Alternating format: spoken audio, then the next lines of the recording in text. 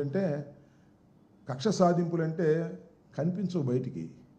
మా ప్రాంతంలో చెబుతారు, మీ ప్రాంతంలో ఉందో లేదో, తడిగుడ్డలతో గొంతులు కోసేయటం, మటలు చేయటం ఉండవు, తడిగుడ్డలతో గొంతులు కోసేయటమే ఏకంగా.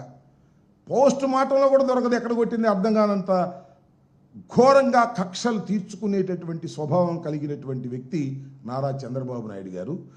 ఏదైనా తన అధికారం కోసం ఎంతకైనా తెగించేటటువంటి వ్యక్తి.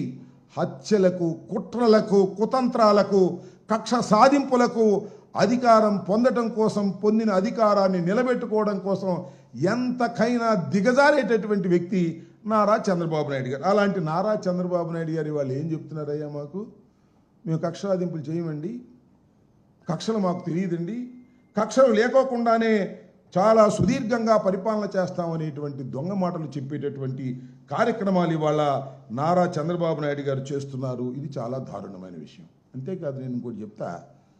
మా పేరు నాని గారు మంత్రిగా చేశారు. ఆయన ఏం చేస్తున్నారండి ఇవాళ? ఆయన కేసు పెట్టారు, ఆయన భార్య మీద కేసు పెట్టారు. ఏం కేసు అండి అది? ఒక గోడౌను, ఆయన అందరిలాగానే గోడౌన్ తీసుకున్నాడు, దానిలో బియ్యం పెట్టారు, ఆ బియ్యం పోయినాయి. పోతే ఏంటని చేసింది? అకార్డింగ్ టు ది అగ్రిమెంట్ ఏంటి దానిలో ఉన్నది? అకార్డింగ్ టు అగ్రిమెంట్ మీరు డబ్బులు వసూలు చేసుకోవచ్చు. What is that? Criminal case ఏంటి? నాకు అర్థం కాలేదు. అంటే నాని గారి మీద కక్ష పట్టారు, నాని గారు మంత్రిగా చేశారు, నాని గారు నాలాగానే మీడియా ముందుకు వచ్చి అనేక విమర్శలు చేశారు. కాబట్టి నాని గారి మీద ఉన్న సివిల్ కేసు కేవలం ఫైన్తోనో లేకపోతే లాసును పూడ్చుకోవడానికి కావాల్సిన డబ్బులు తీసుకోవడం కోసం చేసేటటువంటి దానిలో కేసు పెట్టారు. ఎవరి మీద? భార్య మీద కేసు పెట్టారు. భార్య యాంటిసిపేటరీ బెయిల్ తెచ్చుకున్నారు, ఆయన మీద కేసు పెట్టారు, ఆయన యాంటిసిపేటరీ బెయిల్ తెచ్చుకున్నారు. ఏం చేస్తున్నారండి ఇప్పుడు మీరు? పోలీస్ స్టేషన్ పిలుస్తారా? ఒక మహిళని, ఒక కేవలం రాజకీయాలకు సంబంధం లేనటువంటి ఒక సోదరీమణిని, కాపు సోదరీమణిని మీరు పోలీస్ స్టేషన్కి పిలిచి అక్కడ కూర్చోబెట్టి కింద పైన ప్రశ్నలు, గందరగోళాలు చేయటం, మానసికంగా హింసించడం, ఇది కక్ష సాధింపు చర్య కాదే? ఇది న్యాయం కోసం మీరు పోరాడుతున్నారే, ఇది ధర్మమా?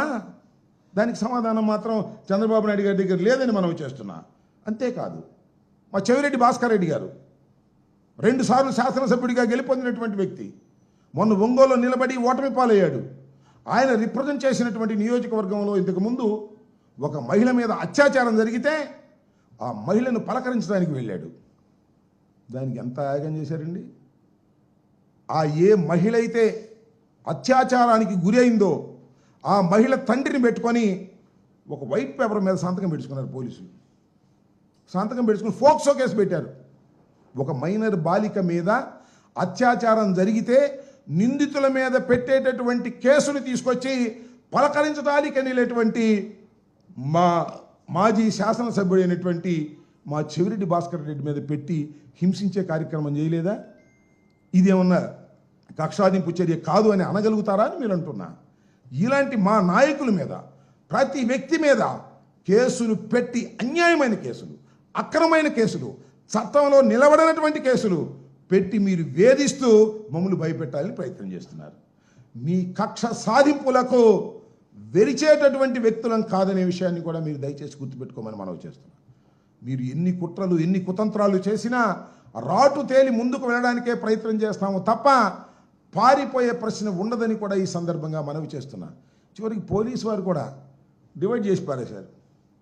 జగన్మోహన్ రెడ్డి గారి టైంలో పనిచేసినటువంటి పోలీస్ ఆఫీసర్లందరినీ హింసించటం, వారిని హెరాస్ చేయటం, వారికి కావాల్సినటువంటి వారికి మంచి పోస్టింగ్లు ఇవ్వటం, వారి చేత ఏ పనైనా అడ్డగోలుగా చేయించుకునేటటువంటి కార్యక్రమాలు చేస్తున్నటువంటి దారుణాలు వాళ్ళ రాష్ట్రంలో కనిపిస్తున్నాయి. చివరికి ఎంత దారుణం అంటే, గన్మెన్లు ఉంటారు కదా, వైఎస్ఆర్ కాంగ్రెస్ పార్టీ అధికారంలో ఉన్నప్పుడు ఎమ్మెల్యేల దగ్గర పనిచేసే గన్మెన్లు ఉంటారు, మినిస్టర్ల దగ్గర పనిచేసే గన్మెన్లు ఉంటారు.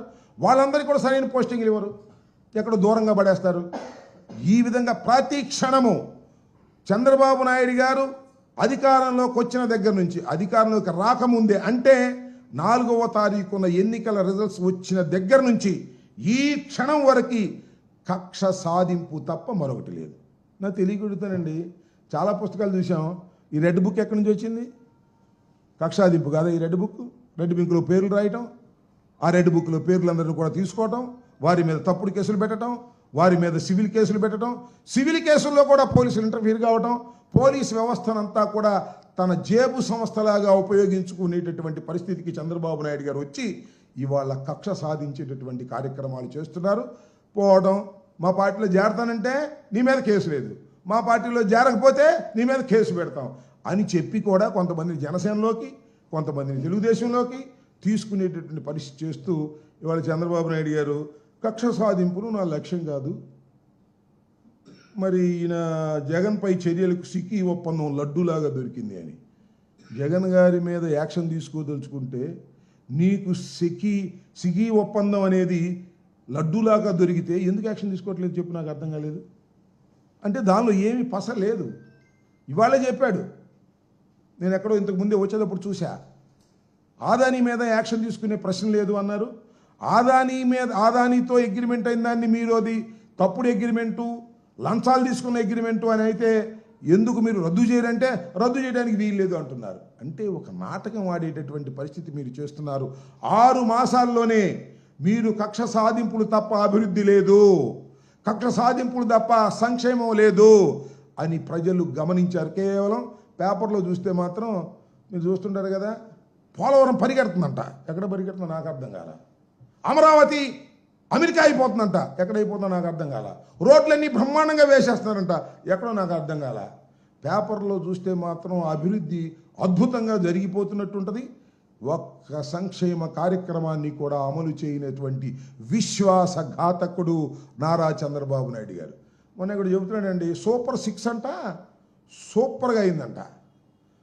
సూపర్ 6 అట్టర్ ఫ్లాప్ అయింది, బ్రహ్మాండంగా సూపర్ 6 సక్సెస్ అయిందని చెప్పేసి చెప్పుకుని డబ్బా కొట్టుకునేటువంటి కార్యక్రమం చేస్తున్నాడు. నేను చెప్పదలుచుకున్నది ఒకటే, నారా చంద్రబాబు నాయుడు గారికి భజన చేసే పత్రికలు నారా చంద్రబాబు నాయుడు గారు చాలా గొప్పవాడనేటువంటి ప్రయత్నాలు చేస్తున్నాయి తప్ప, నారా చంద్రబాబు నాయుడు గారు అధికారంలోకి వచ్చిన తర్వాత ఆయన ఏకైక పుత్రుడు పని డబ్బు సంపాదించుకోవడం, వైఎస్ఆర్ కాంగ్రెస్ పార్టీ కార్యకర్తల మీద, నాయకుల మీద కేసులు పెట్టి వారిని కక్ష సాధించేటటువంటి ధోరణితోనే ఇవాళ పనిచేస్తున్నారు. ఇలాంటి అద్భుతమైన అబద్ధాలు ఆడటంలో చంద్రబాబు నాయుడు గారిని మించినటువంటి వ్యక్తి లేడు. ఒక మాటలో చెప్పాలంటే అబద్ధాలన్నీ ఆయన జీవితంలో లెక్కేస్తే గిన్నీస్ బుక్ రికార్డులోకి వెళ్ళేటటువంటి అవకాశం ఉంటుంది. అంత అబద్ధాల కోరు, విశ్వాసఘాతకుడు, విలువల లేని వ్యక్తి, తడిగుడ్డలతో గొంతులు కోసేటటువంటి వ్యక్తి, కక్ష సాధింపులు, అధికారం కోసం ఎంతకైనా దిగజారేటటువంటి వ్యక్తి నారా చంద్రబాబు నాయుడు గారు. చెప్పేటటువంటి నంగనాచి కబుర్లు ఎవ్వరూ నమ్మడానికి సిద్ధంగా లేరని ఈ సందర్భంగా నేను చెప్పదలుచుకున్నాను. ఓకే.